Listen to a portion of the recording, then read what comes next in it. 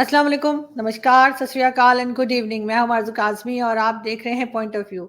हमें जी जॉइन किया है आरती टिक्कू ने, जो कि जर्नलिस्ट हैं और बहुत ज़बरदस्त तरीके से अपनी बात रखती हैं। मैं अगर शो में नहीं भी होती, तब भी अगर आरती होती है, तो मैं ज़रूर वो शो देख लेती हूँ। थैंक यू सो मच कि आज आप आई हैं। Thank you, Arzu. Thank you for inviting me again. Thanks. हम आज बात करेंगे कश्मीर की। अब नया साल शुरू हो गया है, आप क्या चेंजेस या क्या पॉजिटिव चीज़ें देख रही हैं जो कश्मीर में होने जा रही है? साथ-साथ पीएम मोदी आजकल टूरिज़्म को बहुत ज़्यादा प्रमोट कर रहे हैं। वैसे तो हम वैसे भी देखते हैं कि काफ़ी टूरिस्ट आते हैं भारत में, लेकिन मोदी जी की जो सोशल मीडिया पे जो पिक्चर्स हैं, वो भी बड़ी इंटरेस्टिंग है। तो आपको क्या लग रहा है कि क्या नई नई चीज़ क्या लेकर आएँगे जिससे कि टूरिस्ट अट्रैक्ट हो? आरज़ू, सबसे पहले आपके चाहने वाले और आपके देखने वालों को नए साल की बधाई। और जो सवाल आपने पूछा कि कश्मीर में क्या 2024 में हम देखने की एक्सपेक्टेशन रखते हैं, क्या उम्मीद रखते हैं? पहले तो ये कि 2023 में हमने बहुत कुछ ऐसा देखा कश्मीर में जिससे ये अंदाजा लगाया जा सकता है कि आने वाला साल जो है वो किस तरह का होगा। लेकिन उससे पहले कि मैं ये बताऊं कि हमने क्या-क्या देखा पिछले साल में और हम क्या उम्मीद कर रहे हैं, मैं आपके दर्शकों को ये याद दिलाना चाहती हूँ कि जितने भी डूम्सडे की प्रेडिक्शंस थी और जितने भी सिनिक्स थे, स्केप्टिक्स थे, जिन्होंने ये कहा था 2019 में जब 370 हटाया गया और 35 से हटाया गया, उन्होंने ये कहा था कि खून की नदियां बहेंगी कश्मीर में, वहां भारत का झंडा उठाने वाले कोई बचेंगे नहीं। हमारे खुद के कुछ ऐसे नेता थे कश्मीर में, वो फारूक अब्दुल्ला हो, महबूबा मुफ्ती हो और उनके ही जैसे मैं कहूँगी मौका परस्त लोग, और जिन्होंने कश्मीर के साथ खिलवाड़ करके जिन्होंने अपनी एम्पायर्स बनाए, जिन्होंने अपने घर भरे और जिन्होंने अपने बच्चों को सुरक्षित रखा और जिन्होंने अपने बच्चों के करियर्स बनाए, उन सब की जितनी भी भविष्यवाणियां थी वो सब गलत करार दी गई पिछले 4 सालों में, 5 सालों में। और ये उसका कारण ये है कि सबसे बड़ी बात कि प्राइम मिनिस्टर मोदी, जिसकी तस्वीरें आप अभी दिखा रही थी, उनकी जो कश्मीर पॉलिसी है वो भारत के इतिहास में पहला एक ऐसा प्रधानमंत्री है जिसने जो कन्वेंशनल नैरेटिव था, जो कन्वेंशनल थिंकिंग थी कश्मीर पे, उसको बिल्कुल उसके विपरीत चले और उन्होंने ऐसा चैलेंज दिया सारे सिस्टम को, सारे दुनिया को। वो पाकिस्तान की आर्मी रावलपिंडी में जो बैठी है, जिन्होंने खून खराबा किया पिछले 75 साल में कश्मीर में और जम्मू में, उनको चैलेंज करके उन्होंने जो नीति अपनाई और 370 हटवाया और 35 से हटवाया, तो ये वही दर्शाता है कि प्राइम मिनिस्टर मोदी आपके run of the mill prime minister या लीडर नहीं है। वो एक विजनरी है और उन्होंने जिस तरह की कल्पना हमने तो की भी नहीं थी, कल्पना से बाहर उन्होंने ऐसा कुछ करके दिखाया कि आज कश्मीर में 2019 से लेकर अभी तक हमने भारत का झंडा हर जगह देखा। हमने भारत के बच्चे झंडा उठाते हुए कश्मीर की सड़कों पे, कश्मीर की वादियों में हमने बच्चे उस झंडे को इज्जत देते हुए, प्यार देते हुए उसके लिए खड़े हुए। और यही जो है, हम मेरे ख्याल से सबसे बड़ी उम्मीद का कारण यही है कि कश्मीर की जो आवाम है, कश्मीर के जो लोग हैं, जिनके बारे में ये कहा जाता था कि वो पाकिस्तान जाना चाहते हैं, जिनके बारे में ये कहा जाता था कि सारा का सारा कश्मीर जो है आतंकवादियों के लिए उनके मन में सिंपैथीज है, या जिनके जो ये मानते थे कि कश्मीर में जिहाद होगा और कश्मीर में गजवाए हिंद होगा, और ये मानते थे कि कश्मीर जो है पाकिस्तान का हिस्सा बनेगा, वो सब जो है रद्द हुआ। वो सब जो है आज की डेट में झूठ निकला, और इसका श्रेय प्रधानमंत्री मोदी जी को जाता है। और इसीलिए मैं कह रही हूं कि 2023 तक जो हमने पिछले 4 साल हमने देखा कि कश्मीर में जो एक नई लहर, जो उम्मीद हमने देखी, जो हमने प्रोग्रेस देखी, कि आज हमने नए साल की 2023 जब की जो लास्ट डे था 31 दिसंबर पे, हमने देखा कि लाल चौक श्रीनगर में नौजवान लोग जो है वो 31 दिसंबर सेलिब्रेट कर रहे थे, वो 2024 का आगमन कर रहे थे, वो नए साल को वेलकम कर रहे थे। तो वो उम्मीद दिखाता है कि कश्मीर के जो वासी है, कश्मीर के जो लोग हैं, वो उन्होंने वो सब सच करके दिखाया जो प्रधानमंत्री मोदी जी की सोच थी और जो उनका विजन था। और उसी विजन से मैं आपको आपके चैनल पे ये बताना चाहती हूँ कि अगले 5 साल, जो 2024 इलेक्शंस के बाद के 5 साल, आप देखेंगे कि कश्मीर जो है वो आपको बिल्कुल एक नया कश्मीर दिखेगा, जो ऑलरेडी जिसकी फाउंडेशन ऑलरेडी पिछले 4-5 साल में पड़ी है। आपको एक अलग कश्मीर दिखाई देगा, जो कश्मीर पाकिस्तान आर्मी ने बर्बाद करने की पूरी कोशिश की, पूरी कोशिश में इनफैक्ट पाकिस्तान आर्मी ने पाकिस्तान को बर्बाद किया, वो आपको अगले 5 साल में दिखाई देगा कि वो कश्मीर असल में है क्या। वो भारत की संस्कृति का फाउंडेशन है, वो भारत की का इतिहास, भारत की संस्कृति की का fountain head, civilisational fountain head जिसको हम मानते हैं।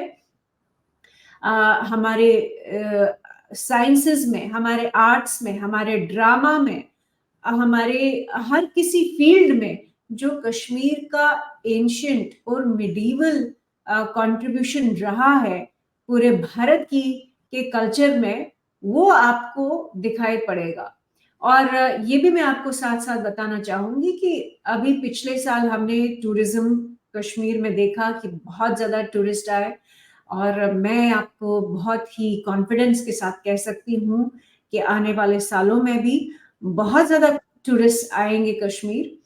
और मैं आपको ये भी बताना चाहती हूँ कि एक जो इशू है कश्मीरी हिंदुओं का, जो पाकिस्तान आर्मी के आतंक की वजह से हम लोगों का नरसंहार हुआ, और हम लोगों को जो हम लोगों ने 75 साल सहा, पाकिस्तान की जो मानसिकता रखने वाले थे, उनका बढ़ावा करने वाले जो लोग थे, और जो टेरर नेटवर्क पाकिस्तान आर्मी ने क्रिएट किया था, उसकी वजह से जो हमारा नरसंहार हुआ, मुझे पूरी उम्मीद है आप उसका रिवर्सल भी अगले 5 साल देखेंगे।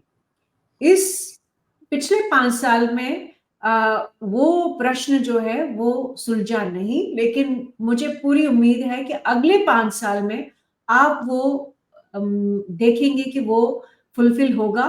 कश्मीरी हिंदू समाज, जो पाकिस्तान आर्मी ने इस्लामिक जिहाद को इस्तेमाल करके हम लोगों को बेघर किया और हम लोगों को खत्म करने की पूरी जो साजिश थी, मुझे लगता है कि भारत एक बार फिर से वो कोशिश को पूरी तरह से नाकाम करेगा और डिफीट करेगा, क्योंकि इतिहास गवाह है कि कश्मीरी हिंदुओं के साथ पहली बार 1989 में ऐसा अत्याचार या नरसंहार नहीं हुआ। उससे पहले भी कई बार कई कोशिशें हुई, लगभग 7 एक्सोडसेस हुए हैं, और हर बार कश्मीरी हिंदू जो है वापस अपने पूर्वजों की जमीन पे जाता है, अपने पूर्वजों की जो संस्कृति है उसको बरकरार रखता है, और वो भारत की संस्कृति को बचाने वाला, आगे बढ़ाने वाला जो रीजन है कश्मीर, वो उसकी पूरी सेवा भी करेगा और उसको बचाएगा भी, और जितनी भी कोशिशें पाकिस्तान आर्मी ने की थी वो नाकाम होंगी। मगर एक चीज़ मैं यहाँ ज़रूर ऐड करूँगी, वो ये कि ठीक है, पाकिस्तान आर्मी को आप कह सकती हैं, पाकिस्तान को भी आप कह सकती हैं कि हमेशा से कश्मीर, कश्मीर करते रहें, लेकिन जब तक अंदर जो लोग बैठे हैं, जो कश्मीर में लोग मौजूद हैं, जब तक वो साथ ना दें, तो कोई बाहर वाला घर का नुकसान नहीं कर सकता। This is what I believe, may be I am wrong. लेकिन ये कि जब तक अंदर से कुछ इस किस्म के लोग ना हो, जो उस चीज के लिए तैयार हो, तो कोई बाहर वाला कर नहीं सकता कुछ भी आपके घर को, या किसी भी जगह को कुछ हो नहीं सकता। लेकिन एक चीज और, उसके अलावा अगर हम मोदी जी की बात करें, तो वो भी मैं आपसे पूछना चाहूंगी कि अब जो नेक्स्ट ईयर ये शुरू हुआ है नया साल, क्योंकि पिछले साल में कई चीजें ऐसी हुई जिसमें कतर का एक वाकया था, जिसमें आप जानती हैं कि नेवी के लोगों को जिस तरह से अरेस्ट किया गया, फिर मणिपुर का वाकया हुआ, और कई ऐसी चीजें हुई जिसकी वजह से ये कहा जाने लगा, खासतौर पे अपोजिशन की तरफ से, इंडियन अपोजिशन की तरफ से, कि मोदी जी की गवर्नमेंट जो है बड़ी कमजोर हो गई है और नेक्स्ट इलेक्शन में जीत तो जाएंगे, लेकिन फिर भी वो बात नहीं रहेगी। क्या वाकई ऐसा है? आरज़ू, पहले तो आपकी बात सही है कि घर के अंदर जब बेदी होगा, तो वही लंका ढोएगा। हमारे यहाँ ये पुरानी कहावत है हम्म। कि बिल्कुल ऐसे लोग थे, चंद लोग थे। मैं मानती हूँ कि इसमें फारूक अब्दुल्ला, इसमें मुफ्तीज, इसमें हुर्रियत कॉन्फ्रेंस के लोग, और इसमें एक तबका था, और मैं मानती हूँ कि वो एक पावरफुल तबका था, जिसकी वजह से कश्मीर इतना तबाह हुआ, कश्मीर के लोग तबाह हुए, कश्मीरी हिंदुओं का नरसंहार हुआ, कश्मीरी मुसलमान कई मारे गए। लेकिन आप बड़ी पिक्चर देखिए, बड़ी पिक्चर ये है कि आप सोचिए कि 70 लाख कश्मीरी, उनमें से कितने लोग आतंकी निकले, उसमें से कितने लोग जो है इसको लगातार इसका समर्थन करते रहे आतंकवाद का, और लगातार पाकिस्तान के नारे लगाते रहे। तो आपको रेशियो बिल्कुल सामने समझ आएगा कि एक माइनॉरिटी सेक्शन, और बहुत ज्यादा नहीं लगते हैं। अगर आप सिर्फ 100 लोग हैं, तो 100 लोग काफी होते हैं तबाही मचाने के लिए। 100 लोग काफी होते हैं पूरे एक समुदाय को खत्म करने के लिए। ये बिल्कुल आपने सही कहा। लेकिन मैं ये भी मानती हूं कि उसमें उसमें भारत सरकार की खुद की ये गलती थी कि इन लोगों पे विश्वास किया जो विश्वास करने लायक नहीं थे। विश्वासघाती लोगों के साथ को भारत सरकार ने पावर दिया था। मुझे लगता है कि वो जो सारा सिस्टम, जिसमें कि ये सब जायज था कि कश्मीरी मुस्लिम सेपरेटिज्म को इतनी बड़ी जगह दी थी, जिन्होंने 370 लागू किया, जिन्होंने 35A लागू किया, जिन्होंने शेख अब्दुल्ला, जिसने देशद्रोह किया था, उसको वापस पावर में लाए। जो फारूक अब्दुल्ला की सॉफ्ट सेपरेटिज्म है उसको टॉलरेट किया, जो महबूबा मुफ्ती की सॉफ्ट सेपरेटिज्म है उसको टॉलरेट किया। आम जनता जो है, आप मेजॉरिटी को अगर आप देखें, आज आप देखेंगे कि मेजॉरिटी के कई सारे, सिर्फ कश्मीरी हिंदू नहीं, कश्मीरी मुस्लिम भी आप देखेंगे भारत के अलग अलग शहरों में रह रहे हैं। आप ये भी देखेंगे कि कितने सारे लोगों ने अपने बच्चे नजदीक में के जो कंट्रीज है वहां पढ़ने के लिए भेजे, क्योंकि लोग जो है, मेजॉरिटी जो है, वो आतंक में, वो वायलेंस में यकीन नहीं रखती थी, वो पाकिस्तान में यकीन नहीं रखती थी। उसका कारण ये है कि पाकिस्तान ने, देखिए, 1947 में वॉर किया, कश्मीरी मुसलमान पाकिस्तान आर्मी के साथ नहीं खड़ी हुई। पाकिस्तान ने 1965 में वॉर किया, कश्मीरी मुस्लिम जो लोग थे वो पाकिस्तान के साथ नहीं खड़े हुए। 1971 में कश्मीरी मुस्लिम जो है वो पाकिस्तान आर्मी के साथ नहीं खड़े हुए। 99 में भी कश्मीरी मुस्लिम जो है वो पाकिस्तान आर्मी के साथ नहीं खड़े हुए। कोई बड़ी बात नहीं है कि सारा का सारा कश्मीर निकल आता पाकिस्तान आर्मी के लिए, रोने रोने के लिए कि हमें पाकिस्तान जाना है। वैसा कुछ हुआ नहीं। ये मेरा मानना है कि जो एलीट क्लास है, जो रूलिंग क्लास है, उन्होंने तबाही की कश्मीर में। और ये मेरा मानना है कि उन्होंने बहुत ही गरीब और मैं कहूँगी जो जिहादी मानसिकता वाले लोग थे, उनका इस्तेमाल किया और उसकी वजह से जो तबाही मचाई और उससे जो नैरेटिव बनाया, उससे भारत को बहुत नुकसान पहुंचा, उससे कश्मीर को बहुत नुकसान पहुंचा। ये तो रही बात घर के ट्रेटर्स की, जिन्होंने ट्रीजन किया। फिर बात रही कि प्राइम मिनिस्टर का जो आप कह रही हैं कि उतनी ज्यादा पॉपुलैरिटी नहीं है। आप भारत के गांव-गांव में जाके देखिए। आप भारत के जो लोग आम जनता है, आप उनसे पूछिए। जो पिछले अभी हिंदी हार्टलैंड में आपने जो इलेक्शंस का रिजल्ट देखा, वो छत्तीसगढ़ हो, वो मध्य हुँ, प्रदेश हो, वो राजस्थान हो, वहां पे जो लहर हमने देखी, प्राइम मिनिस्टर ने जब कैंपेनिंग शुरू की और उसके बाद लोगों का जो एकदम जो निराशा भी थी कहीं-कहीं, ऐसा नहीं है कि कोई भी पॉलिटिकल पार्टी हुँ, या कोई भी सरकार बहुत सारी खामियां रह जाती है और बिल्कुल। बहुत सारी हुँ, सरकार सारे वादे नहीं पूरी कर पाती है, लेकिन उसके बावजूद मैं ये मानती हूँ कि प्राइम मिनिस्टर मोदी की जो वेलफेयर स्कीम्स है, जो उनकी जो प्राइम मिनिस्टर मोदी का कनेक्शन है गरीब जनता के साथ, उसका उदाहरण आज की डेट में भारत की राजनीति में नहीं है और कोई नहीं है जो उनको मैच कर सकता है। दूसरा ये कि उनके जो पिक्चर्स आप देख रही है लक्षद्वीप के, हुँ, यहाँ आपको याद होगा कुछ साल पहले उन्होंने जिम कॉर्बेट से फोटोज जो उनकी निकली थी कि वो वाइल्ड लाइफ के साथ में कि जाके बीच में उन्होंने एक इंटरव्यू भी दिया था। प्राइम मिनिस्टर मोदी जो है जितने ही वो लोकप्रिय है, जहाँ पे लोगों के साथ कनेक्शन की बात आती है, तो वो वन टू वन कनेक्शन है उनका लोगों के साथ ग्राउंड पर। यहाँ रिसेंटली उन्होंने विकसित भारत में हजारों लोगों के साथ उन्होंने वेबिनार में वो कनेक्ट हुए। वो हम कल्पना भी नहीं कर सकते थे कि प्राइम मिनिस्टर मनमोहन सिंह करते या उनसे पहले के जितने भी प्रधानमंत्री थे उस लेवल पे वो वन टू वन इंटरेक्शन करते आम जनता के साथ, महिलाओं के साथ, गरीब फार्मर के साथ, दलित्स के साथ। और इसमें सिर्फ हिंदू समाज नहीं है, इसमें मुस्लिम महिलाएं भी हैं, इसमें मुस्लिम फार्मर भी है, इसमें बहुत सारे लोग हैं। सारे जो उनका नारा है, सबका साथ, सबका विश्वास, सबका विकास, वो वाकई ग्राउंड पे देखने को मिलता है। और उनकी लोकप्रियता ये भी है, का कारण ये भी है कि वो हर एज के साथ कनेक्ट करते हैं। हुँ, लक्षद्वीप को पॉपुलराइज करना एज अ टूरिस्ट डेस्टिनेशन।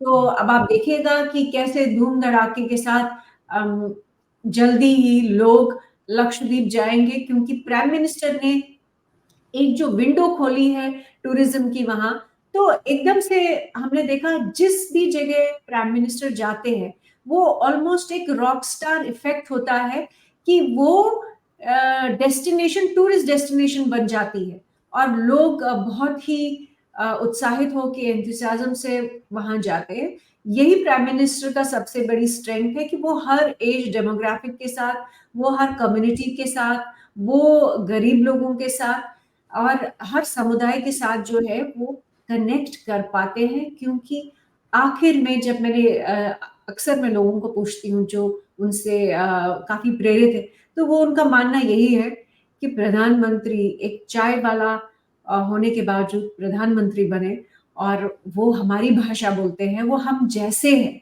ये सबसे बड़ा मेरे ख्याल से मैजिक फॉर्मूला उनकी हुँ। लीडरशिप का है कि लोगों को लगता है कि वो उन जैसे हैं। बिल्कुल ऐसा ही है और हमारे यहाँ भी बहुत बार एग्जाम्पल दी जाती है मोदी जी की और कहा जाता है कि देखें वो किस तरह से आगे बढ़े और एक चाय वाला जैसे आपने कहा कि उस लाइफ से लेकर और आज तक जो प्राइम मिनिस्टरशिप तक पहुंचने का जो सफर है वो शायद ही हमारे किसी लीडर में हमने देखा हो जो कि एक बहुत यकीनन सीखने वाली बात है और लोगों को यकीनन और इवन जो प्राइम मिनिस्टर जा चुके हैं, इमरान खान ने भी कहा कि कुछ भी कहिए लेकिन करप्ट नहीं है, कोई तरह की करप्शन के इल्जामात नहीं है। बिल्कुल एक कहना चाहिए कि मोदी जी के ऊपर आप ये नहीं कह सकते कि उन्होंने इधर जायदाद बना ली या उधर कोई प्रॉपर्टी है या मुल्क से बाहर कुछ है। तो बिल्कुल ये सब चीजें तो डेफिनेटली हैं, और हमने उनका वो सफर भी देखा जो गुजरात के जमाने में एक उनके ऊपर एलिगेशंस लगी थी, और फिर हम बोलते थे, इवन पाकिस्तानी पैनलिस्ट, मुझे भी ऐसा लगता था कि ऐसा कुछ है, लेकिन फिर आहिस्ता आहिस्ता करके जब हमने वाकई में पढ़ा, देखा, सुना, आप जैसे लोगों को भी सुना, तो हमें पता लगा कि ऐसा कुछ नहीं था, और काफी चीजें जो है वो पाकिस्तान में भी लोग अब तारीफ करते हैं मोदी जी की। थैंक यू सो मच आरती कि आज आप आई, और आपसे मिलकर बहुत अच्छा लगा, और नया साल आपको बहुत मुबारक, और हम उम्मीद करते हैं कि पूरे साल अच्छा रहेगा और हम लोग ऐसे ही मिलते रहेंगे। Thank you. Thank you Aarzoo. Thank you.